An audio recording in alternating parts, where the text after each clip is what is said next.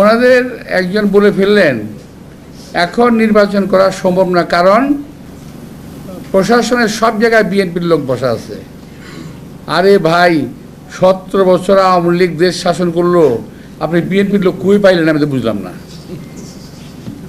17 বছরে বিএনপির লোক মহিলা ভূত হয়ে গেছে, একটাও নাই। এখন আপনারা বলেন বিএনপির লোক প্রশাসনে বসে রয়েছে। এই সমস্ত কথাবার্তাগুলা নেহায়তি বাচ্চাদের কথা মতো বলতেছেন। বাচ্চারা যেমন কথা বলে, আমি খাবো না, কেন খাবো না? খাবো না। তো আমি নির্বাচনে যাব না, কেন যাব না? যাব না, বিএনপি বসে রয়েছে এখানে। আর ভাই, বিএনপি কোথাও নাই। যদি এই দেশকে আপনারা বাঁচাতে চান, আপনারা দাবি করেন যে আপনারাই এই দেশকে মুক্ত করেছেন, তা যদি হয় আরেকবার দেশটাকে মুক্ত করেন না।